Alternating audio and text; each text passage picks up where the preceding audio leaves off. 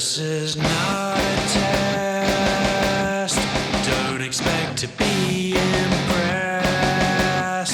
Put on your life vest. Sit down your armrest. It's time to stray from the grind. Don't take my hand, 'cause you'll find no peace of mind. Side quest. Hey there, Alien Deviants, Junior Adventures and Friends. Welcome back to Side Quest, the episode between the games. I'm your host, MK Gibson, and today we got a very, very special treat.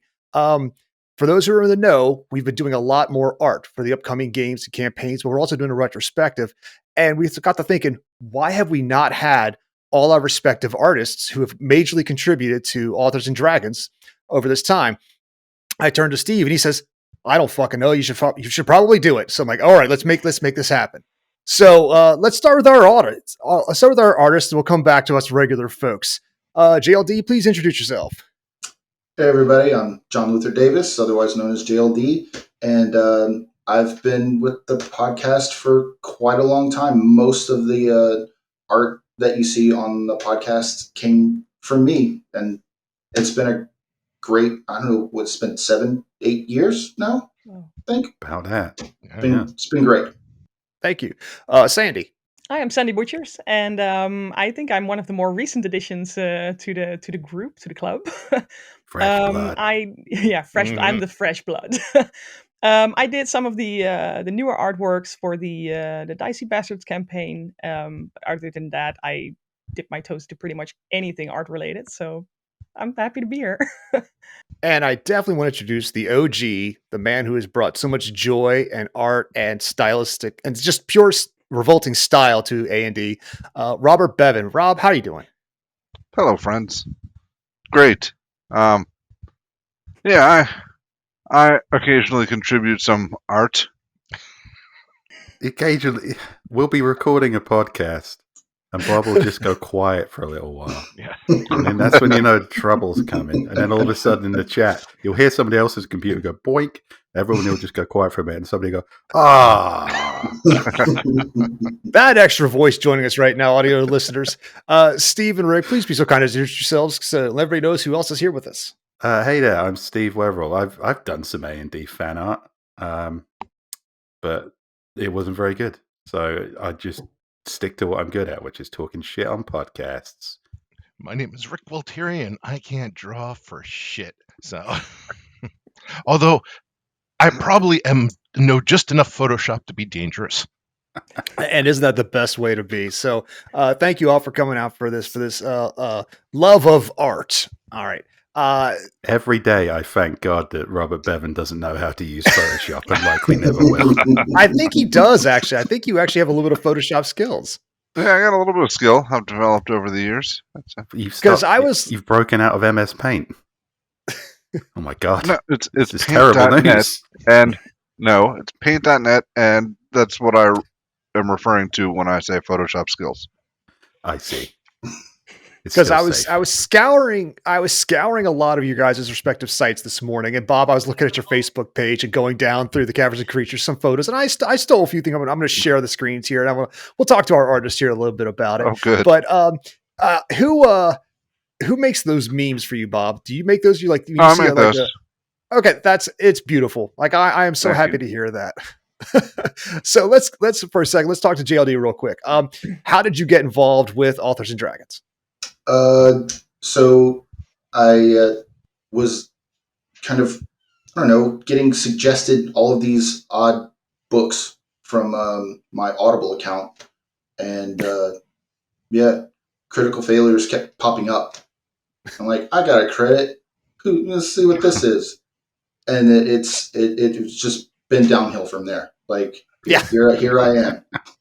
That'll teach you not I to feel hit the same way. dismiss. Slippery slope. And Sandy, how did you get involved with Authors and Dragons?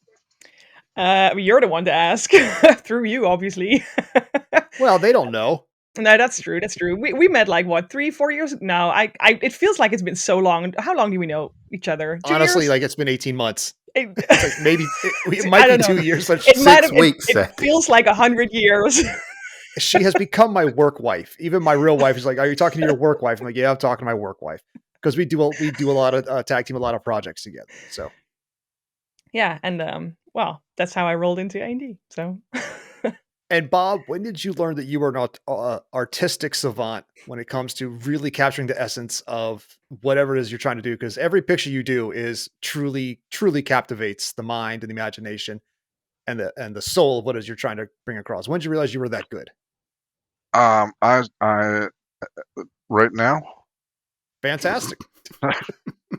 You do have an uncanny knack of conveying. I don't know if good is the word. Yeah, I'm going to stick to uncanny knack. Yes. It's Yeah. like every picture you do connotes something horrifying and hilarious, with just minimal MS Paint skills. It's I Paint.net. don't know if it's Paint.net. Okay, all right. I keep on giving Microsoft unnecessary due The here. thing is, there doesn't actually need to be anything horrific in the picture itself, but somehow he conveys it. Like we did Polar Express as one of our ATMs a while back, and the hot chocolate, no. the hot chocolate scene. He basically just like puts like there's nothing wrong with the picture, just like the expression on everybody's face. Yeah.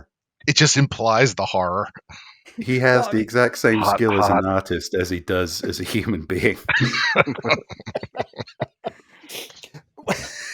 Because I like to dabble in art too, and I have my influences. What would you say you guys is of?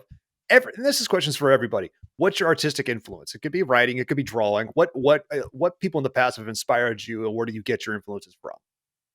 Personally, I'm a '90s kid, and I kind of started my art career in a biker tattoo studio, Nice. just redoing Flash and that kind of stuff, and just looking at Flash books and trying to replicate all that stuff. And on top of that, I'm reading, comics like Spawn and Battle Chasers, which is Joe Mad is my major Joe influence. Mad's one of my all-time favorites. Yep. But on the other end of that, I also like a guy named Rob Liefeld. The older I get, Yeah. the more I like it. That dude does not care. And I love that. I love that. No, he doesn't. And like a lot of his art from the '90s, we make fun of the hands and feet all we want. He made bold, dynamic images that other people weren't doing, and they came out in a certain way. It's like they're not all not anatomically perfect, but like he had a visual style that other people have been trying to replicate for years, whether they realize it or not.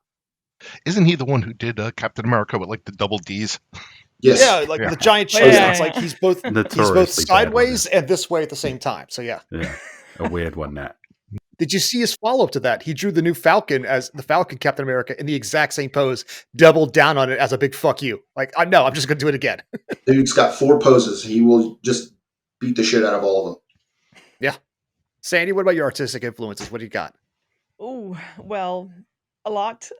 I get triggered by a lot of things, and triggered in a good way, by the way. Like I see some the world is my inspiration, really. I can just walk across the street and see a leaf on the sidewalk and just go, "Oh, that's a super interesting shape." So I want to take your lunch money so bad right now with that answer. That is such an artist's answer. I know. I feel really bad about saying it. Okay, so Don't feel if bad about you that.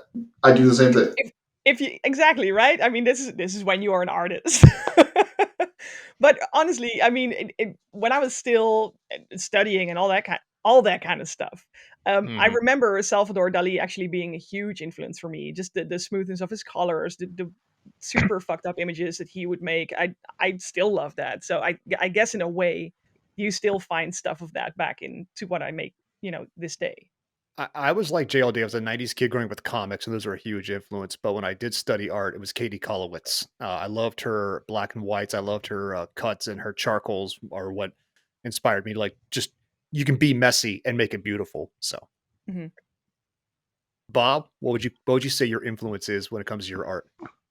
I don't know if I assume at one point you're going to be showing people this art. And, I'm going to show some people. yeah, I've got yeah. some shit So, lined like, up. How can we it's not? hard to say it's been influenced by anything. Just Booze. Yeah, there. But no, if I gotta choose somebody, I'll pick Brad Neely. I don't know if you know who that is. I don't, but I'm nodding like I do. But I'm hoping you would explain. That's as far as I know how to go.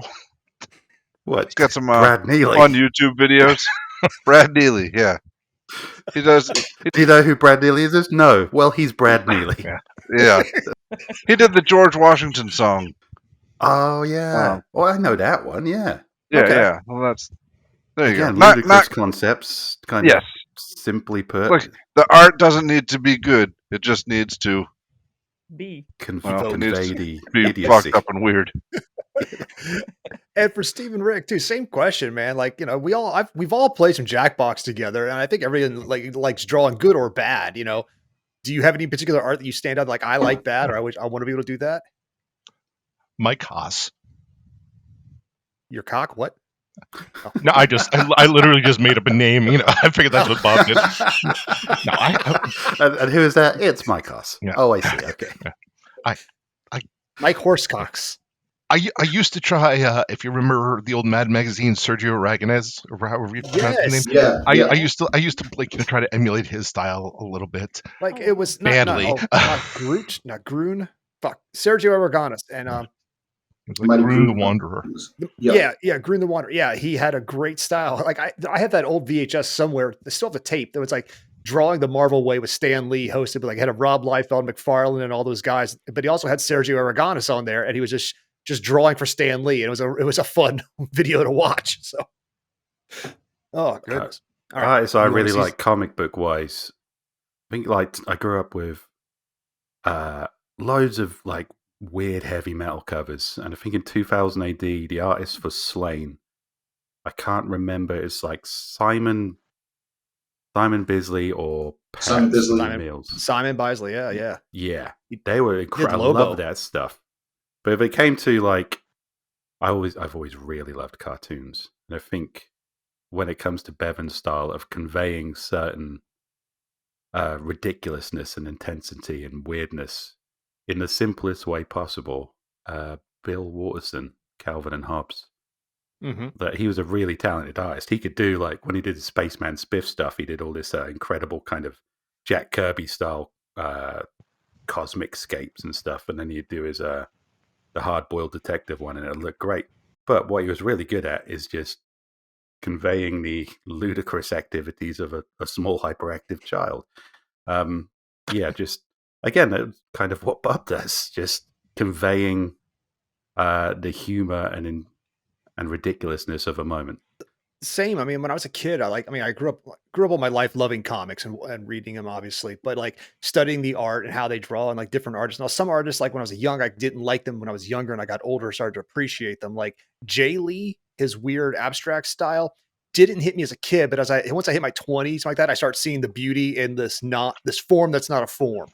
You know, a leg that just trickles off into a black, like inky shape, and it makes sense. But like a lot of those guys, like the guy that drew the Max, I can't remember the name of that gentleman Keith, there, but like something Keith. yes, Keith. I can't believe I can't remember that either. That should start blowing me away. Like, yes, I love McFarlane. I love his fingers. He could draw 19 perspectives of a finger on Spider-Man even before he ever did Spawn.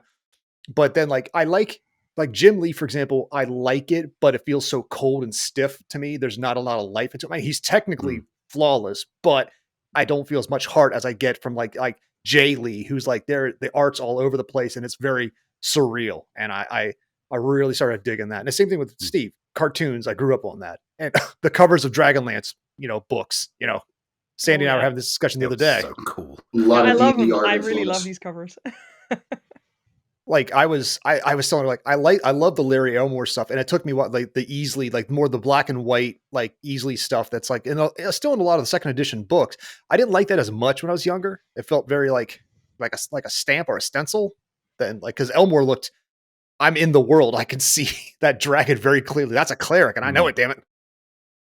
I'm with you. I prefer it when art can be too technically good and I know the Marvel Comics went through a stage in the 2010s where everything looked fantastic, but it all became very formulaic. I don't know remember reading this Iron Man one where they did digital motion blur on him.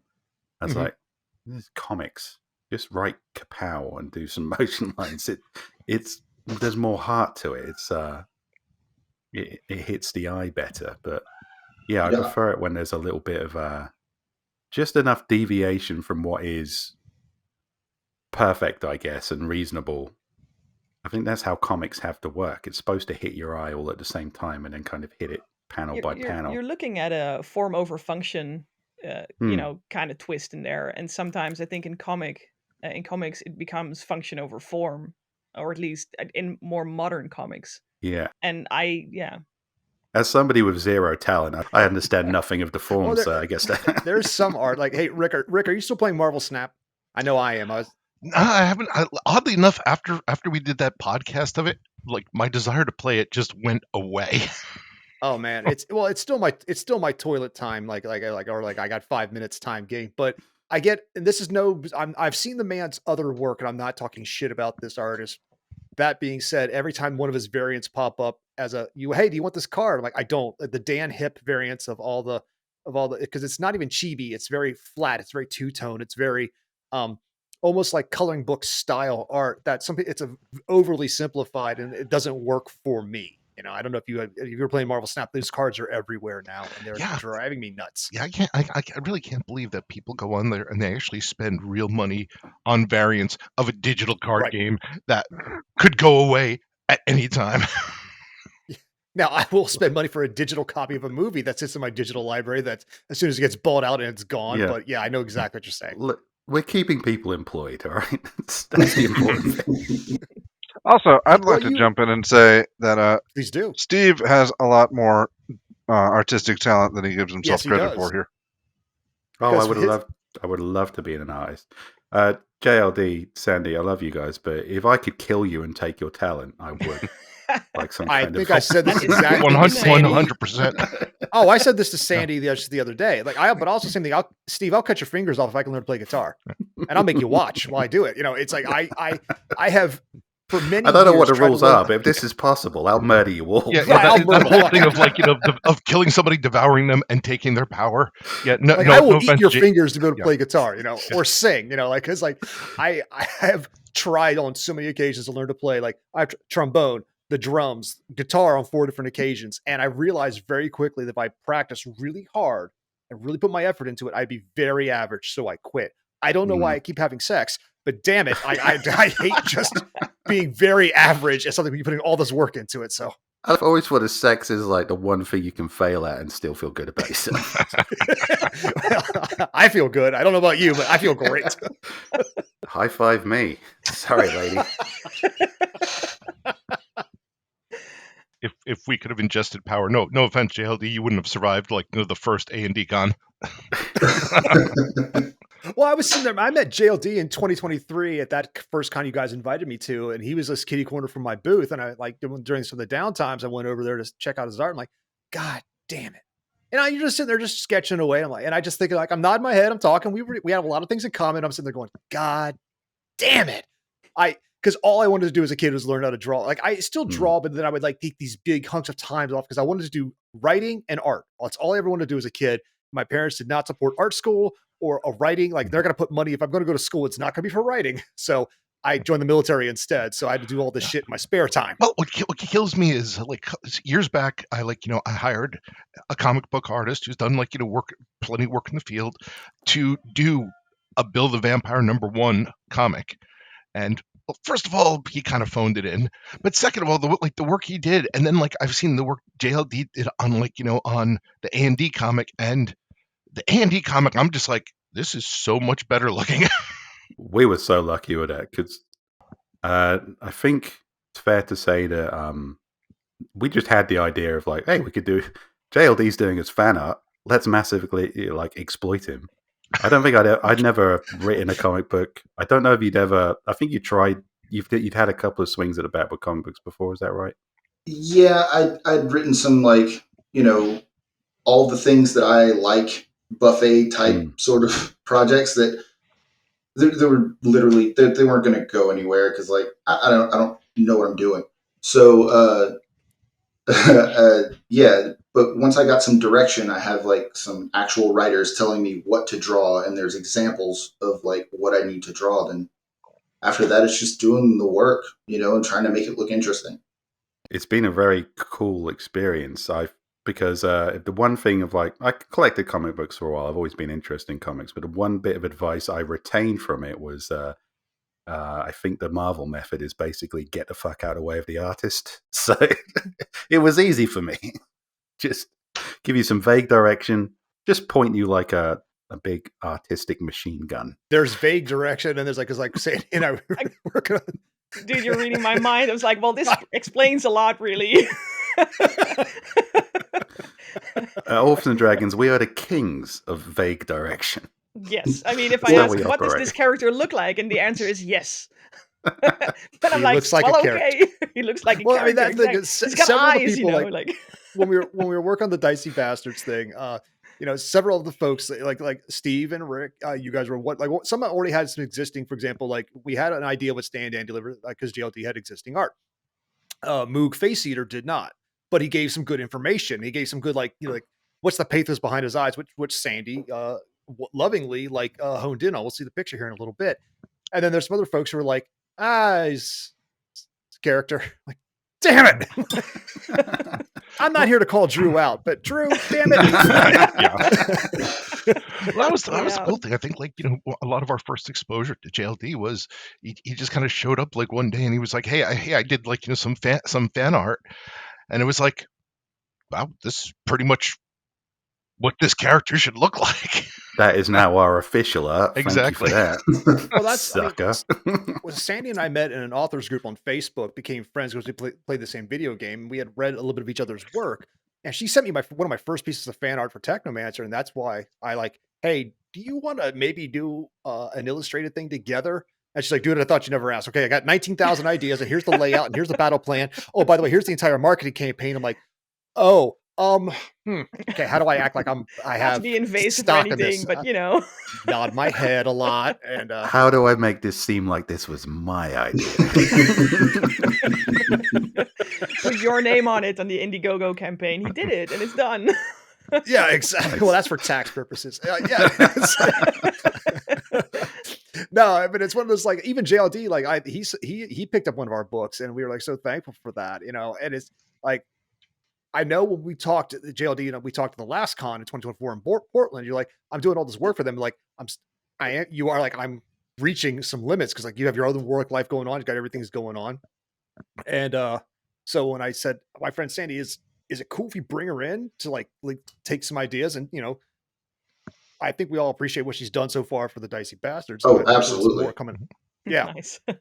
Well, that's the thing is because we all had respected one another earlier on, like game respects game. So, and I'm thankful for that here. I also really love that Sandy's style is so much of a departure from what I do. It's very painterly. It looks very D&D, and I love that. That's the kind of stuff I never could make myself, do. I have to do hard black lines and everything, Right. Right. Well, I think all my life I've been trying to do what you do for JLD, and I try to do what Sandy does, and guess what? I can do neither. I can make a picture, and I feel good about it. Here's the thing: I'll work on a piece of art, and I feel very proud of myself, and I show it to one of my art friends, and I feel like I'm patted on the head, like, "Oh, look at you trying! Look at you, champ! Just a little champ there, aren't you?" I'm like, I'm almost 50. Fuck you. And it hurts. I'll put this in the refrigerator. That art friend is not me, by the way, right? Moving on. No. It's one of the things I've said before, like they said earlier, I know I have art jealousy. I am jealous of anybody that's taller than me, can sing, can play guitar, and can draw better than me. So fuck a lot of you people. JLD, your wonderful head of hair there. To be honest, I feel the exact same thing because when you said that both JLD and I were going to be in the same stream together, I had to stop myself from fangirling because I'm a huge fan of JLD's work, and I'm always super jealous of the style that he uses, and so there's always something to be jealous at towards someone else. It doesn't matter what you can do or how good you are. You saying that you like my work, that gets me I'm happy. Well, good, because completely true. Like I love what you've done. Like Thanks. I was looking at it, and yeah, it's just like Gibby was saying. Like I'm looking at him, like look at this motherfucker right here. Like I wish I could do that. But I have the same thing. So this is just, I guess, this is just what it means when you're creative. You always have people you're jealous of. It doesn't Yeah. matter. Well, yeah. I mean, like writing wise, Yeah. Same. Yeah. yeah, it's the same thing. You read another book, and you're like, that mother came up with a much better joke than I would have, or Right. something. Yeah. Well, like you've mentioned like DM Gay, who I fell in love with her books a while back, and it's like I read the first like that 24/7 Demon Mart, and I'm like, that asshole. This is such a brilliant concept. How that dare you? Yeah. How dare you have it before me and do it so damn well? Like I really hope I can get her onto a D&D podcast one day. She said Mm. yes, and I'm trying to like, but it's yes with caveats because she's like, she's what did she say? Like Rick's behind this, isn't he?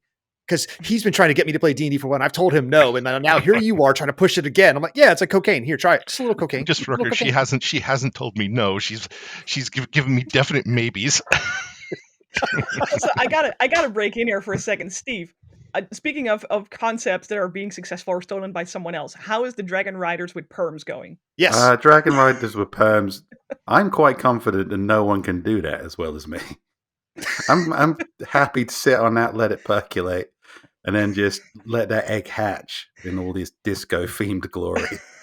See now, Just a hatching mirror ball. let this egg hatch. A joke that was Yeah. missing last night. So yes. Yeah. If anyone tries to take that idea, they're just gonna. I think they're gonna know in their heart that they're not worthy for it. That's Bob, is there anyone that you're jealous of? Or are you just like, no, I'm cool. Fuck everybody. I'm the best. I mean, my art is what it is. I don't really aspire to anything better. If it was better, it would lose what magic it has. So, I'm satisfied with my talent, and for what that is. Well, no. No. There's I wish a I had point that there. kind of peace. Like Very that zen. web I series you don't were doing expect for. my art to ever bring me any kind of success or anything. I'd be jealous if I was counting on that for more than it is. Well, I always thought there's certain things. If you've got an artist where you think not many people could get away with fucking space puppies, then that's to me that's kind of like that's a sign of greatness as far as I'm concerned. If I Now, tried to write for some the- space puppies, somebody would have arrested me.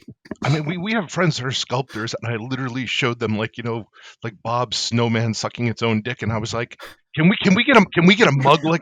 Can you do a mug I've like got this? that in here.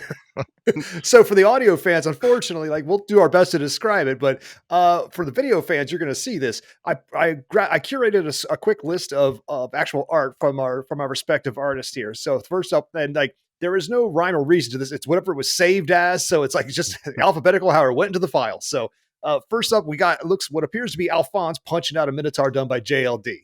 Hmm. What was behind this one, buddy? So I was thinking Alphonse would be like a more of like a hardened sort of, because he's kind of gruff on the podcast. Played by Mr. John Hartness, correct? Yes, sir. And I modeled him after like, whatever short, sort of gnarly looking MMA fighter I could find. And I found a couple of reference photos and I kind of just modeled it after that. Oh, I love it. I got to say about this one, I do like for the listeners, this is Alphonse punching a Minotaur in the face. There's a lot of action. It's like one of the freeze frames from Rocky, but with a lot more cowman in it. And a flying tooth and a glowing fist. It's one of those like it gives me like we said Joe Mad vibes because I love the angular. I love the angle of the muscles and the form, the heavy black lines, but also gives me like a little bit of the anime type of thing because like I could feel this. If there's just little speed lines, I feel this impact. So And I love using speed lines instead of a blur tool. It looks so much Yes, better. absolutely. Yeah. It's again what Sandy was saying about actually, intelligent commentary on art. yeah, I pulled this off of JLD's Instagram because I know you also have there it is. You also have a love of biomech, correct? I love biomech. I will inject that into anything that I do. even in that Alphonse, that Minotaur's horns, those are biomech horns. I just didn't put all the little vents in it or whatever. Yes, you did. There it is. Now this is a little bit more. This is a bit more difficult to explain to our audio listeners. I'm going to imagine if you're a Boy Scout and you got your first Cthulhu Slayer badge. Yeah, your Cthulhu merit badge. You summoned an elder god, or Well minor done, elder god. Timmy. Maybe just a Shogoth, but yes, this is really cool. All right, Bob. Yeah. Oh man, I need this. Oh. Yeah. What Explain was this? yourself, Bevan. Appears to be a horse doing pull-ups. it is a horse, Succeeding. and he's not happy It's about very it. expressionist. No. I don't remember the The expression on his face says, "I am a horse. This was a terrible idea." Well, And also opposable both thumbs. the eyes are on both sides in a very like Dali and or Picasso kind of way. It's very But Picasso, here's the thing, yeah. it fucking works for me, and I'm loving this. The bold blue, the orange, and very good contrasting colors. And I'm not blowing Thank smoke up your ass. This is awesome. I do remember the episode this was from, and there was a horse trying to do pull-ups very unsuccessfully. And this image tells us everything we need to know about that process. all right. Audio listeners, we're doing our best to describe it. I tell you what, this is the time you want to come to roughly 30 minutes into the podcast, find it on YouTube, and check this shit out. Like and subscribe while you're there. Yes. So, Oh, no. for those who don't know, Bob has been doing a thing on his Caverns and Creatures YouTube channel where he's been basically going through every single spell in the game, and him and his partner Sam have been doing a great job of like explaining what these spells do and don't do, and fun ways of messing with them. But I think Bob has a great time making the thumbnails for these because we have Michelangelo's the creation of man. Yeah. Sistine Chapel. Yes. I'll tell you what, man. If the Catholic Church had paid Michelangelo to paint the roof of the Sistine Chapel, and he'd done this, I mean, he would have been executed. But also, there probably would have been a civil war. This is why I've been getting JLD here to replace as many of these as quickly as possible. And that's why I'm going so slow, Bob. Now a lot of these are front loaded as Bob because when I grabbed them, I just said Bob 1, Bob 2, Bob 3. So we're gonna get some Bobs in here. Resistance now. This is one I'm of my loving this. favorites. Because like this lady's doing her best to fight this cupcake. So we have the Jorcerer, the sorcerer, casting his resistance spell on a plus size princess who's trying to fight back a cupcake. And here's the thing: it tells the story right away. Yeah, it absolutely does. And also, Jorcerer is kind of getting off on this. Yes, he is. I mean, he's always kind of getting off on everything.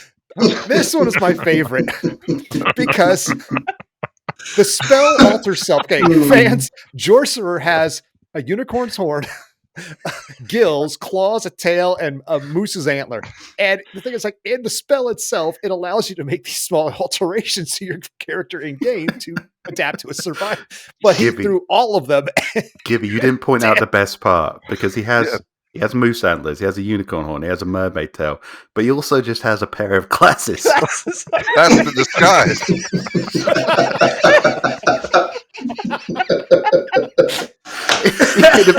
He could have been anything he wanted to be. What he wanted to be is like slightly short-sighted. That's his They look Clark like- Kent. They look like Steve's glasses. So Oh, that's Hey, what my bill too. I don't know if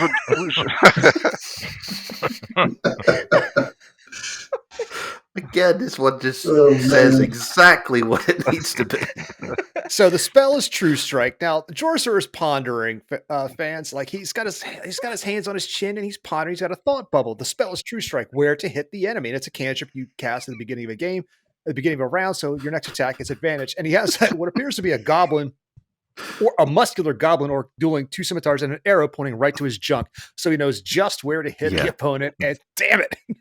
And the thing is, he I love probably this. could have replaced that with any enemy in the game, really. That red arrow is not going anywhere. Yeah. Spoiler alert, True Strike is always the crutch. and always terrible. It is, because you have to wait till the next round. It's a shitty spell. Just the classic Jorcerer. Just behold his wonder. Oh. Do you know? This is wonderful. It's probably worth mentioning. The inspiration for Jorser the Sorcerer was complete laziness on my part. When we were This is was my it shock for face. Salty bastards. Salty Bastards? Yeah, when we were getting ready for that, we were all instructed to go on was it Hero Forge Yeah. Yes. and make up our own character designs. And I thought, you know what? Once again, I'm I not asked you to doing do that. one. I asked you to do one thing for me, Bev. One thing. I was not going to figure out another piece of technology. I So know. instead, I spent about 5 minutes drawing Jorser the Sorcerer. It's And, incredible. There are geniuses who, if we had like an entire marketing panel trying to come up with Jorser the Sorcerer, they would not have come up with that.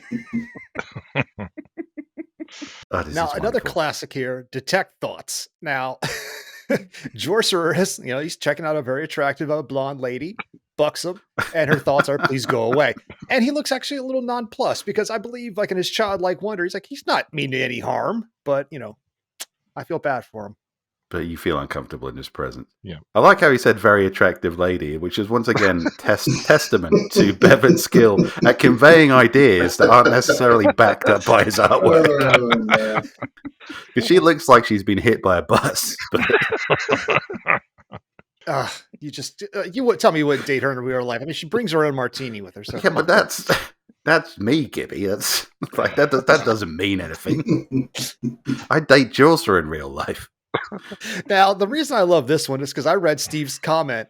Like, I think this is what actually Jorser looks like under his robe. Like, that's your headcanon for this. The Arms of Hadar is a warlock spell that allows the caster to cast basically spectral arms from the nothingness. And My headcanon for Jorser is still he's not a human.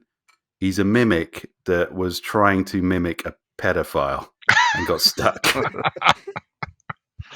That's just my headcanon. That's not necessarily A&D lore. mass cure wounds. Now, Jesus. it's now the beauty about this one is the Jorser is healing who it appears to be a woman, an old man, and a raging monster. It's the thought bubbles. Like the old man's like, I still have chlamydia, as he's staring longingly at Jorser's junk. He's licking his lips, Strange- too. Yeah. These are recycled from other drawings. No. And no. Well, as you can see, the woman there, the attractive woman, we've seen her before. Uh-huh. Yeah. But now she feels strangely aroused. And, Yeah. I appreciate it. She's had a couple martinis. This one, unfortunately, like I only got a screenshot of it. It was a great GIF that you done where it's like vicious mockery. His eyeballs fall out and then he falls flat and dead. I wish I'd gotten the GIF for this, and I unfortunately An just got an adorable image. little goblin. Yeah. Well, you've recently stepped away from that one, Bevan, because you used Yeah. to kill. Well, yeah, because those weren't successful at all. Nobody Oh. likes the goblin face melting. Now I just do the vicious mockery and like a still picture of someone looking horrified, and the public aren't do always much better. right, Bevan. Sometimes Yeah, I the know. public are wrong. but those are so much more successful now. All right, this brings us to a piece of Sandy's art. Sandy, tell us about Cadbury the Expedient, what appears to be a centaur holding an axe for the fans. This was one of the art pieces where I asked the player, "Tell me something about your character. Let me feel this character," and the answer was yes. So I went from there. I went with the yes, and this is what came up. And I remember this is actually I don't know if Steve has noticed this, but I remember for shits and giggles you sent like this picture of this weird hat in the chat. Like, so needs this hat. This is the exact a cabbie hat. Yeah. Yes, it was exactly this hat. So I don't know. I went with something Peaky Blinders kind of draft horse with an axe.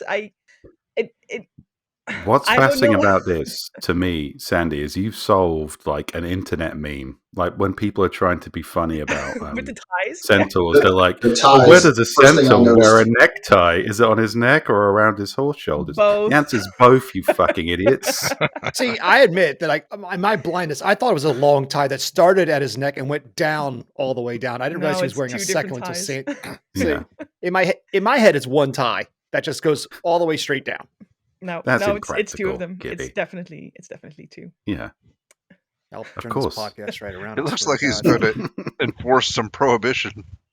He does. He's gonna bust up a union. Yeah. Now this was a collage of a lot of your work, Sandy. How much did this? How much time did this one set you back? Not that much really, because I have No, the they cards. charge you. What? No, this was when they Hours, got you extra. lie. I mean, what? No, Oh, okay, I mean, never mind. this is this is just the what is it, the amalgamation of all the art that I'd made, and I just smacked it onto something that I honestly found on the web. So I the setup for the cards and the candles was there. That actually is not mine, but the artwork is in there. So I mean, in total, I spent what 1.5 months working on these characters. So I guess 1.5 months. Sounds good to me. That Claudia's dope. Yeah, that Claudia is dope. Like, as I got a chance to play with Claudia.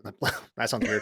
I got to play with Emily I mean, as you were with Claudia's impressed by her big character. tits, so I mean, I was like, well, those are oddly thick, and like it's like she's like just, but not like yes. Like, call me out. Okay, now I can't go. back out of this one now. But I was like, damn, Claudia's got some tatas. She's like, well, you don't like boobs? Like, I love boobs, but like, those are some prestigious boobs. So yeah. and a bear. Don't But forget. like, the no, I bear. got a chance to play with her like in a couple of one shots I ran, and like, this really captured the character I got to know from like her playing. So it works for me. So It was weird for me because like the way she described the character, Claudia for me wasn't ugly. She was just dirty as fuck. So I really just started with, okay, so pretty girl who has all these these add-ons, the bear hat and the different types of clothes, because I remember looking into like Native American stuff, Mexican stuff, like proper fantasy stuff, and I just smacked that all together. And then I was done. I was like, okay, well, she's a very pretty girl, and I remember either it was you, Gib, or it was Emily herself. You said, I need dirt. It needs to be dirty. that was Emily. And I really felt like, oh, but I'm gonna ruin this thing. But and in the end, she's dirty. But I look at her and like, it makes sense. It fits the character to be gross Oh yeah, in a way. remember like when you were working on this and we were bouncing some ideas back and forth in your initial sketches. I'm like, that bear head needs to be huge because it looked like, did she kill a child bear? And she's wearing the little tiny bear on the head. It's like we had to blow that bear head up because like remember we went back and forth for probably a good half an hour arguing about Yeah. the size of the headdress. And there was the discussion of, was it just going to be like a beanie with ears, or was she gonna have like the war bear on her head? And because I think the original artwork was just the beanie, and that just Well, it didn't was a do it bear for me. hat that JLD had originally done, and It had less of. It didn't look as much like a real bear, I guess, because Klaus had a bear coat, which Right. And looked like a proper dead bear, but Claudia's was a bit cuter. But I also drew that dead bear head on Klaus really small, and nobody questioned it at all. It's just It's just my luck. Sliding that one past the Yeah. senses. I remember just reading the description with a literal bear, so I was like, okay, well, I'm just gonna run with it. So there's another piece of JLD. Sir, what do we got going on in this particular one? I got this one off your Instagram page, and it just caught my eye with like the glow, the effect, and like that. And I just loved it because I also love the white highlights. So yeah. So I was working on that yesterday when we were watching Howard the Duck. cool. Which is why I was kind of quiet. But this is for Calamity 4, this is a new character that Steve's introduced, and I'm having a whole lot of fun drawing her. She's basically like, she's the one that comes in and has to fix the guy's fuck ups. The cleanup Yeah, crew. I mean, She's a cleanup crew. you can tell she's a Drew NPC because she's competent and is achieving something. Yes, she's very competent. Oh yeah, speaking of, I guess, of Chronicles of Calamity 4, I will say to everybody listening, watch this space. It's still happening. Follow JLD for more tidbits, I guess. Yes, follow JLD for more tidbits. All the titty bits. Sandy, this logo. How much fun did we have playing with this? I don't know, how much fun did we have? This is render 8, 9? Something like that. Ish. Yeah, this was one of those scenarios where we couldn't quite get from everyone what we wanted, but we were damn good at telling everyone what we didn't want. So we went from there. We roll with it. We're flexible like that. Logos No, are I- so I- hard. though. Sometimes you take the Oh, feedback man. you can get with a group like this. Yeah. We were just like, There's not enough sexual menace.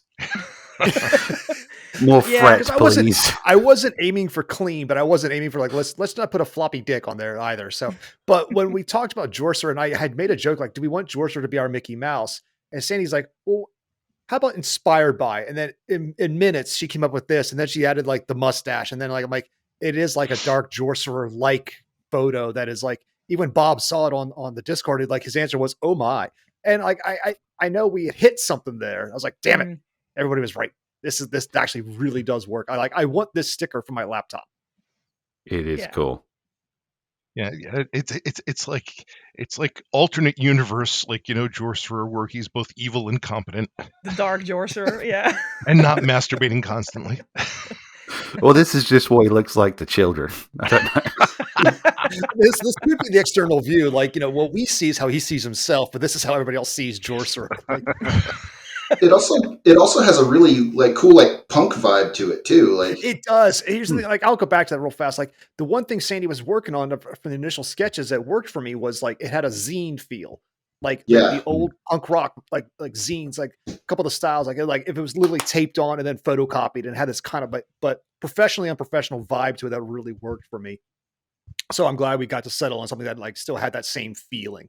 We originally tried one with the goatee that went all the way down, and it was like just a little weird dangling thing that made no sense. Yeah, it didn't really.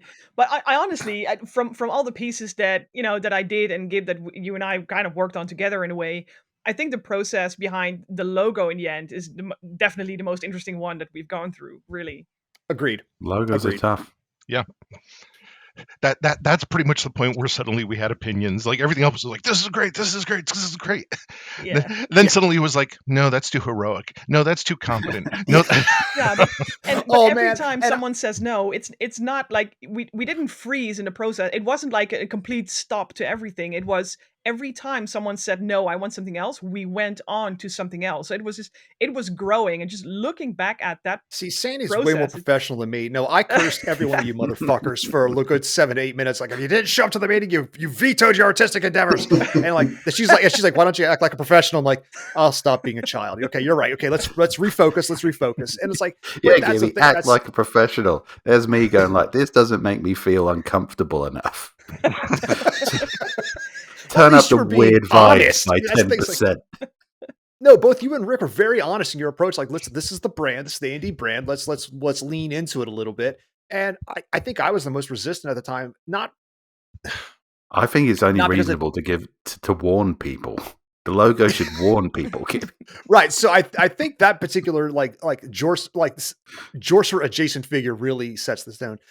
Which brings us to this piece. Like Sandy and I were going around like what makes for a good DM, and we like tried like a lot of different things. We tried a lot of different things. This was like a really. I was in on this process a little bit, and this was perhaps the most interesting process of the characters because it was so, I guess, nebulous what you were trying to nail Non-defined. to the It was- wall. yeah.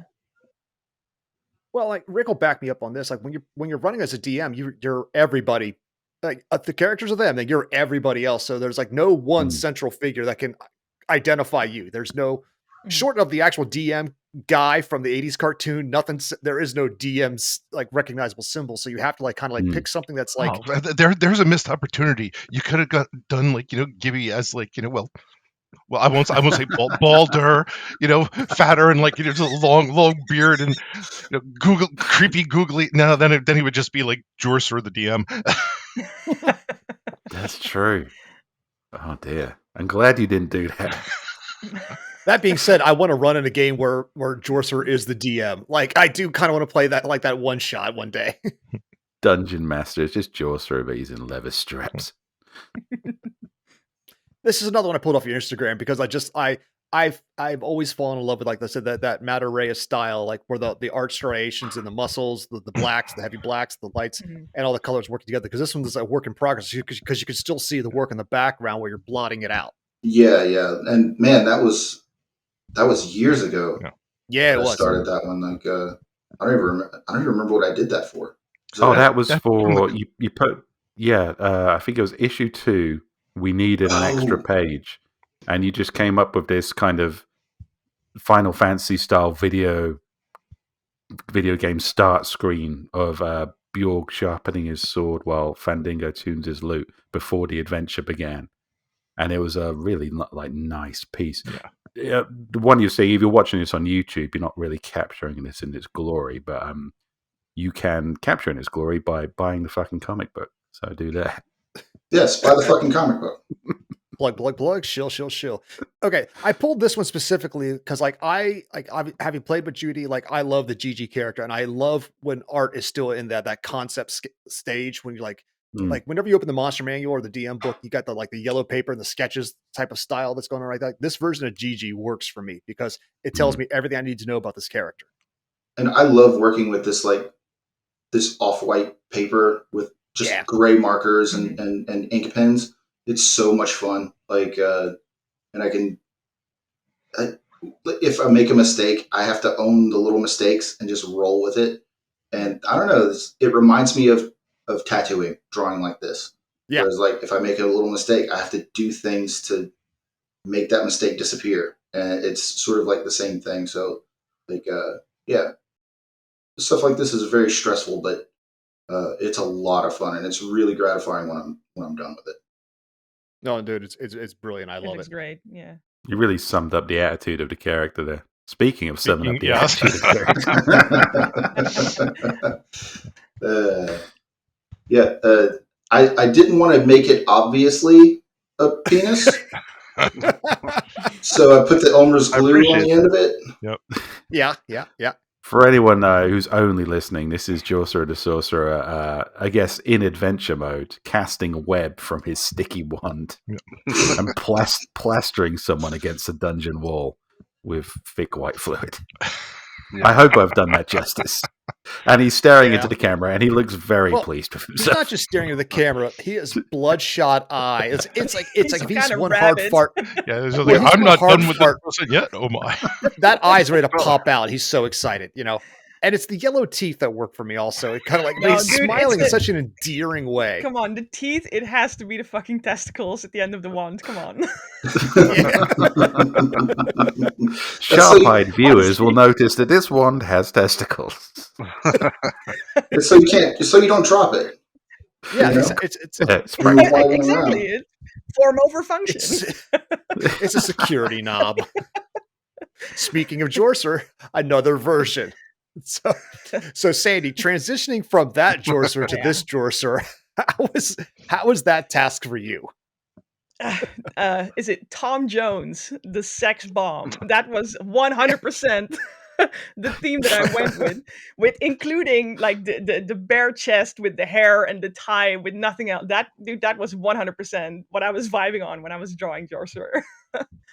Jorser doesn't wear anything under his robe. Yeah, exactly. Tom Jones with a restraining order. There's evidence. Because it's like, there is evidence. Yeah. I assume you enjoy this version of Jorser as well. Oh yeah. Because when we were discussing it at the time, this is the inside baseball. I was sending sketches to the various players, and here's what Sandy's working on to represent. I remember the first couple of concept drafts. Bob was like, I'm not. Hey, and he pulled back this picture again. This one really captured the spirit. I'm like, oh, I know. We're just trying something a little bit different. Don't worry about it. And once you see it in color and ink, and I think once you got it, you were like, again, we got the oh my. And I think we hit. We brought this. It's just same character, different style. Like JLD brought. This is more of a painting and illustration type of style, but it brings that same kind of I don't know if I trust anyone under the age of 30 around this gentleman. I think it's the rosy red cheeks that really give this the menace. I think it's the white splatter at the bottom. I'm noticing the white splatter at the bottom, and that's yes. I always see Jorser, and I always think, what if Dom DeLuise was touching your elbow too much? That's kind of. I also got to say, Sandy, just as a fan, the way that hat has a leather feel to it. I like that because it's but not good leather, like the pleather, that vinyl, that fake stuff you got at Hot Topic. Yeah. Yeah. JLD, what do we got going on in this photo? So that was, and look, this is Joseph's fault. Describe this to the audience, buddy. Okay, so I'm drawing a blank on Joe's character. Cal Hashwood. So Cal, I was told that he should be hanging out with, in the woods, and he of course is smoking all the time. And there's supposed to be a sword, an uwu face, and some other stuff. Like, so I just I did what I thought was best. I don't know. That's all I can say about this. But I feel like he's got a plethora of like woodland friends. So of course you would hang out getting stoned with the war bunny, and his slacker turtle buddy, and his big fey guy, and and his hoofy girlfriend. Like, it's Right. See, The one see, thing I really in like my about this mind, image, none of these Yeah, are real, exactly. other than Cal. Oh, no, they're all He's just so Same stoned out of his thing, yeah. fucking mind. but what I want That's to give actually a JLD's bunch of dead villages. what I want to give JLD his credit for in this particular image, because it's like anybody who's tried to draw, you spend time drawing, and you want to work on a central figure, and you really want to make that central figure good. Now add 6 more figures and make them all unique and distinct within a space about yay big. And that type of separation is really hard for anybody to accomplish. That's some next level shit, but you do it so well in here. I just wanted to highlight it because, again, there's 6 people in this photo, and each one is unique looking and distinct and stands out in their own way. And I love it. Well, thanks. Oh, and the little mushroom guy is that's a throwback to Calamity 2. Like, we met the Mushroom King in the second comic book, I think. Oh, that's true. When Chaos got stoned out of his head. Klaus was stoned out of his head. Speaking of, Hey, Klaus. wow, that's an old one too. Yeah. see, this one has a Saturday morning cartoon vibe feel to it, and I love it because something about the way the background works plays against it. Like, this kind of reminds me of that. Who was that shitty guy from the Dungeons and Dragons cartoon? Eric the Cavalier from the old 80s cartoon. If Eric the Cavalier was about 10 years older and had a cigarette smoking problem, he looked like drinking Klaus. problem. Yeah, he's seen some shit by this point. I've got to say, like, when we started the the comic book, I don't want to sound like a dick when I say this, but we started at a certain level, and I was like, this is fantastic. But every episode, issue we did, JLD just got better and better.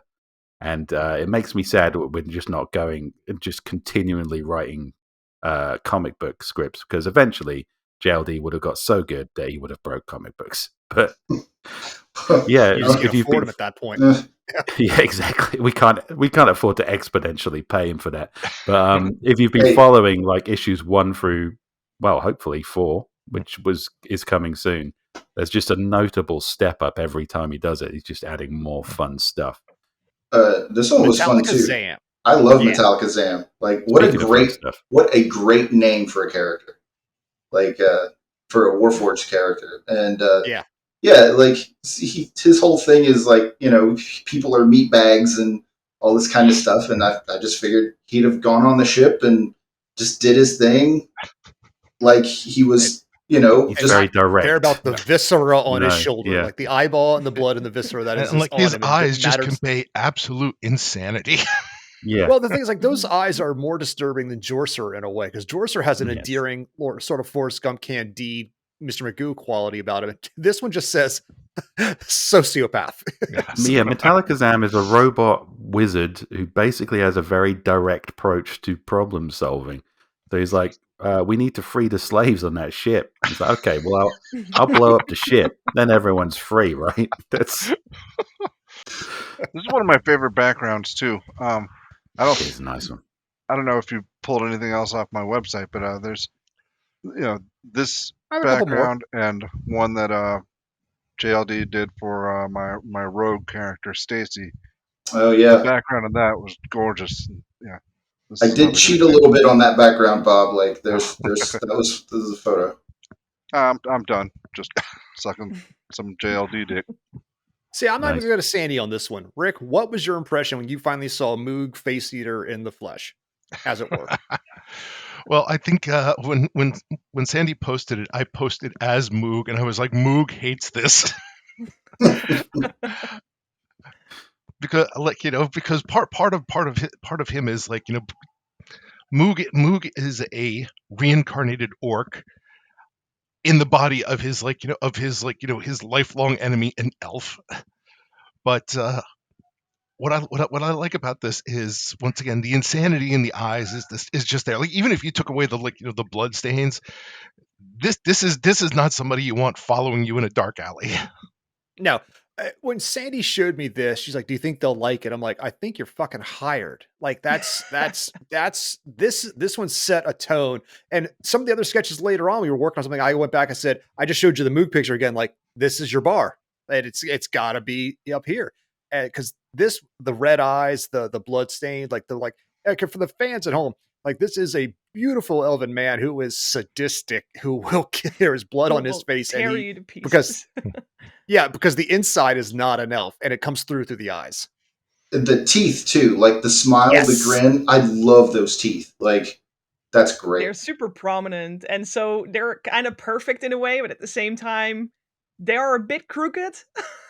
Like this one front, like I don't Mhm. know, this guy eats fingers like he would eat French fries. That's the kind of what I went with. Yeah. Yeah, yeah. Well, it's also like again the black leather and the clothes. Like even the clothes are too fine for the insanity behind those eyes. And I fell in love with this picture when she first showed it to me. Rick, you want to explain this to the fans? JLD like came to me. He was like, so what's like what's one of your favorite characters or so? And I'd really just offhandedly, I was just like, oh, I'm a big Transformers fan, and like I love the Dinobots and stuff. And then he created this, and I was just like, God damn! So it's not only like Yeah. that, but it's like it's this character Pink Slip who pretty much everybody hates, as well as like as well as the entirety of the party. It's like this is it's like if I had this at poster size, it would 100% probably not be on my wall because I'd be yelled at for hanging this up in my house. But I would try. Jorser is so adorable. Yeah. You got like a Bad News Bears kind of vibe feeling like, but like this, yeah, this is what Rick uses for his DM shot. Especially on the last couple of Salty Bastards episodes. And I love it because it's like, I'm an Optimus Prime fan, but this Grimlock version of Rick is really dope. And it's you when you see beautiful art, you just have to like kind of stare at it. So big Well, ups. thanks. Speaking of beautiful arts, Sandy, I Ooh. loved this picture. My When purring you first Anything showed with it to me. cats. Anything with Yeah. cats. Yeah, the idea behind this one is actually really, really old because I don't know. I think it's 10 years ago. I had a different cat than I have now, and we always called him the purring pirate for some reason. And someday I just sat down. I think this one is like 5 or 6 months old. And I just sat down and was like, I'm gonna draw the purring pirate. So that's kind of how this came up. I I love love this it. one. And Yeah. Yeah, I yeah, love it's and this is like so I pulled some of these off of her website and they're all on her Etsy shop as well because it's like I love like the ink wash behind the figure and like the whole composition. Like I told Sandy I'm going to grab some of your photos ahead of time, but like I'm grabbing my favorites now out of these. Like for example, this version of her dragon Wow. also Yeah. really sells me. Yeah. Yeah. I love the scale of it. Yeah, You and it's also the little breaks outside of the horn breaking outside of the photo a little bit. Like this is 100% like something that if I'm walking through a fantasy convention, I'm walking through like Author's Alley. This is like this is like that sort of print that I would be like, yeah, I'm getting this for like for my wall. Yeah. Nice. So for those fans, they're on her Etsy shop, Tangled Rat. TangledRed.etsy.com. Yeah. I'm not plugging at all. Yeah, so I have this in a T-shirt. She put this on a T-shirt, and I have this in, like hanging up, and I wear this all the time. I love this one. the Hanya mask with it's got this cyberpunk theme to it. Like this is fantastic. I originally this one is printed on gold foil, so all the yellow rays here are they're like reflective gold. So it's really the metal sheen combined with the cyberpunk. I don't know. I personally I kind of remember like when it. you were showing me this one, and we were like that's all your art. I'm just like your first friendly critic, and like we went round and around with the flowers in her hair and like the color scheme a little bit. You just want me to repeat that I said that you were right. Is that it? Oh no! Oh, did you? I think this is what this my entire God. podcast is about, Sandy. Let's be real. Yeah. Oh, yeah. you just caught on. Holy shit! You finally caught the formula. Now, see, Sorry. this is one of Sandy's she did that I fell in love with because one, it's fucking adorable, but like the use of light for this mouse Yeah. monk, so works for Absolutely. me. This is dope. Thanks. Like, no, this is where you fill in. Don't vamp a little woman. Yeah. I mean, what can I say? I don't know. I think my style in general is really a lot to do with light. And for example, the Singularian series, my base was always black, and then I would come Mhm. in with the light. I always worked in reverse light and dark. And this one was the opposite again. Like I started with the light and then started adding in the dark. So kind of, the way things used to be. But for some reason, because I'd been working from dark to light for so long, this was new for me. Like I had to get used to this again, and then I came in with the God rays, and it all kind of just came together, really. Yeah. I love how like you have those warm colors, and then on the back of the mouse's head, it's like you have those cool textures and everything. That's brilliant. I love it. You can see the light This is a- shining through his thin little mouse ears. It's Mhm. adorable. Yeah, you could. Yeah. This one of Sandy's, like I actually bought from her shop. Like I didn't even get even friend prices. I just bought it for myself because like, I love like the cyberpunk aspect of this Oni mask, and it's hanging up on my wall right up there on the silver foil. Yeah, I think this was the first one. No, I think this was the point where I decided, okay, I'm gonna open up an Etsy shop, and I need stuff to put in it. So Yep. yeah, I really believe this one was the very, very first print that I actually made, to be printed. Yeah.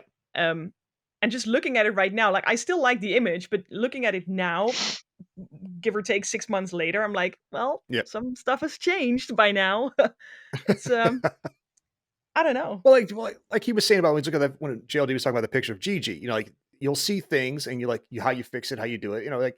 But as artists, you're never really satisfied. It's like I loved this one as well, the Mhm. werewolf, because it was like it leaned into the anime style. Werewolf in a cool jacket. Yeah. Yeah, the Cyberpunk 2077. I think this was Mm. when the new expansion just hit the stores, and I was like, oh, I want to do something with that. So Nice. again, like going all the way back to the start of this the stream, where I said literally anything can inspire me to do something. I saw a trailer for the new Cyberpunk release, and I was like, okay, I need to do something with that. So it I can thought be. your inspiration was, what if Ryan Gosling from Drive suddenly hit a full moon and became somehow sexier? Sexier. Okay. Well, there you go.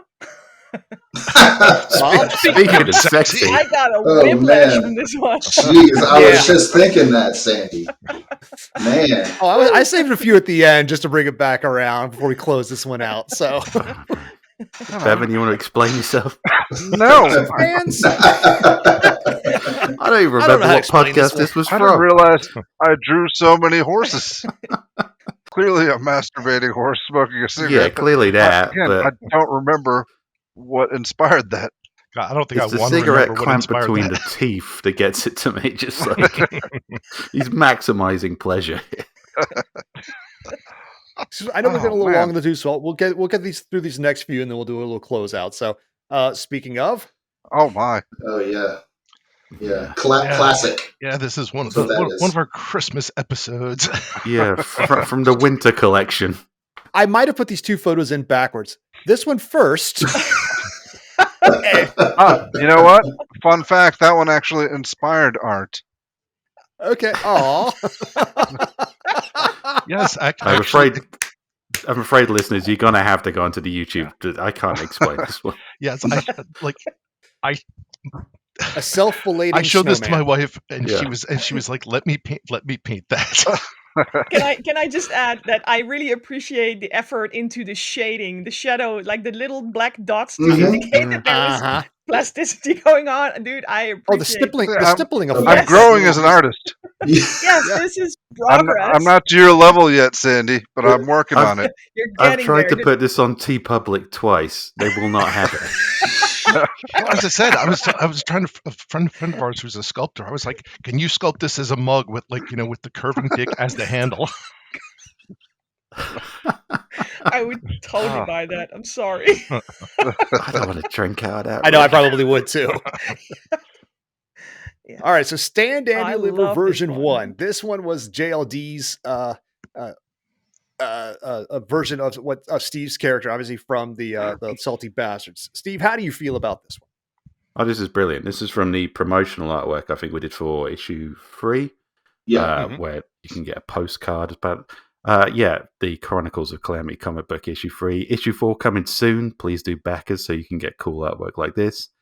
yeah, Stan Dan Deliver's his entire thing. He was Zorro / Robin Hood / whatever swashbuckling folk hero from the past, but now he's just basically been retired for 50 years and hasn't quite got what it takes. But the unearned confidence, the learned style, it's all in this. It's all in this drawing. The fact that he is a frail old man, but still, looking good. I never Speaking noticed of- the poster behind him before. Yeah, he's written yeah. an S rather than a Yes. Zorro Z in his own wanting poster, which, again, completely unearned So again, confidence. these styles both complement, like it's vastly different, but complement each other in different ways. So this is Sandy's take on the Stan Dan Deliver character for the upcoming Dicey Bastards game that we're hoping to use in a variety of different ways. Obviously, I think it still brings out that same emotion of a guy who's like, that unearned confidence is definitely in the eyes. Yeah, but this has like a Pirates of the Caribbean vibe to it. yeah, A little pretty. bit, yeah. There's a lot of kind of like, I spent a long time picking out this outlaw outfit. The right plumage on the hat, Yeah. Yeah, A dashing bandit. I tried to stay as true as I could to JLD's piece here because I'm really in love with that piece that he made. So I was like, Thanks. okay, well, I need to do something new, but I don't want to change it really. So I kind of went from what you made and try to honor what you did. Well, you honored the hell out of it. Aw, No, I thanks. get it. I've like had covers redone where like where I like the concept of the original, but I wanted it in the new style, and sometimes I feel bad going to a cover artist and saying that, but like it's like this, but in your style. But Yeah. it sometimes it works, and Mm. But yeah, that's That like definitely worked every in time you this go to a case. tattoo artist, like I want this, but in your style is kind of like that's a day in and day out for anybody who tattoos. So Yeah, well, I mean, it's helped me immensely, like drawing Yeah. characters and stuff for you guys, because that's literally my whole job for 2.5 decades. Is sitting down with people and trying to pull their ideas out of them. Sometimes, sometimes it's not very pleasant, but once once you get there, it all works out. And everybody's happy. good story. The first shingles cover that JLD worked with me on, Oh, Gary's Children. I just loved us going back and forth of like, how do we do this and not be arrested? yeah. For those who've not read that short story, you should. Shingles man. Volume 1. That was one Or of my maybe first you shouldn't. introductions. You know what? I highly recommend it. Okay, so this last piece I saved for Bob. This is one of my favorites, one of Steve's favorites as well. He made sure because he foot stomped this one. So Bob, I do remember this one. This is the horse. WHORS. Yes. The horse. Yes. Now I think we found Drew's character's girlfriend in the next campaign. I think we need a fan new art for that. A returning NPC. Yeah. Bevan, I've got to say, I have no idea why or how the circumstances arranged that you drew this alluring horse, but I'm glad you Well, did. I mean, whatever Oh, episode now it you was get to in. call something alluring, but I do it. I'm a weirdo. Fuck you. Look at that expression, Gibby. That's an alluring horse of the night. Again, YouTube, I'm not even going to try to describe it to our audio listeners. You're going to have to go to the video. That's a channel, hooker sorry. horse, and she knows she's all about it. So Yeah, Confident and one. whatever It's a episode that working was girl. in, like I'll just my character's not doing much, so I get this idea in my head, and I have to just draw gotta during go the where the art episode, during the goes. recording, and I want to make sure I get it put up before the episode ends, so that it's really satisfying when everybody just stops talking for a second or just shouts, "Oh my god!" in the middle of an episode for seemingly no reason. are you going to do that to me during the Dicey Bastards game when we start playing? Depends on how involved I am in the game. Fair enough. I Maybe how much appreciate I'm your drinking. honesty. If he's drinking Well, and he Fred- checks out for a while, be suspicious. Yeah. Well, I think we've reached that time. I want to thank Sandy Butchers, JLD, Robert Bevan, and Steve and Rick for joining us all for this Art of Authors and Dragons side quest. Does anybody have any final thoughts I'd like to pass on? Anything like to plug, their websites where you can follow you guys, follow your art, buy your art? Yeah, Speak All all of at them at once. once. I will. I'll go. So Calamity 4 is coming. If you've seen the the previous comics, yeah, it's breathing hard. It's almost there. I've taken a lot of the monster elements and I've dialed it up to 11. It's fucking bonkers what I've done. If I don't mind saying so myself. And also check out cavernsandcreatures.com because I Yeah. put new art there every month. And it's stuff Yeah, that I there's a really, really enjoy shitload doing. of JLD art on Oh, cavernsandcreatures.com. speaking of, I love your new covers for the Critical Failures books. By the Oh, way, thank you. Oh, I like thanks. those That's him. for Yeah. both of you guys. I really like what you're doing with that. I love the old covers; they were classics, but these new versions, the same but different, adding your style to the books, really works for me. I look forward to buying actual physical copies of those because I have everything on audiobook, but now I'm going to buy some actual physical copies. It's all still fan art for me. Yep. I still listen to those books Well, damn it, Bevan, periodically. I pay still the have a man. lot of fun. Oh, Bevan does. He's the man. Okay, I love Bevan. Sandy, where can they find your shit? My shit is openly available on sandybutchers.com. Or if you are looking for, if you don't want to chase that stuff, but you want it to come to you, you can always subscribe to my Patreon, which is patreon.com/sandybutchers. And commissions? Sandybutchers.com. It's all there. Yes, I am open. I'm open for commissions. Yeah, I am currently scheduling for mid-April ish. So sure, yeah, I'm always happy to take on new projects. Yeah, Sandy's Mr. all Davis? organized and professional. I have a I fucking try website. to be. Yeah, I'm jealous of that. Well then, Rick, Steve, anything you guys want to add at the year? Oh no, I want to reiterate. I'm excited about Chronicles of Calamity 4, and I wrote it. I'm still looking forward to it. So, everybody should have their Chronicles of Calamity free by now and be eternally grateful for that because it's a great little book. But 4 kind of rounds off a highlight point in the podcast and kind of ends on a low note that you'll be familiar with if you're a long-time fan of the show. And I think it's been captured beautifully. So I'm really looking forward to it. Yeah, I'm looking forward to it too. I mean, all 3 episodes have just been like mind blowing so far. But at the same time, looking ahead, I love the artwork that Sandy's done for Dicey Bastards. So all I can say is, I'm jealous of their talent, and honestly, I wish my bank account was higher so I could get some Agreed. get some commissions done because I have all these ideas for promotion shit that I want to do for my books, and oddly enough, not the funds for it. Yeah. Bob, anything to plug? No, I mean, JLD pretty much did it. Yeah. Cavernsandcreatures.com. Fantastic. Well, on behalf of these wonderful people, I want to thank you all for tuning in to this edition of SideQuest. Check out their sites and tune in next time. I don't know when the next game is going to be or what the next thing's going to be, but you'll fucking find us. We're out there somewhere. So, bye, everybody. Bye. Bye. Bye.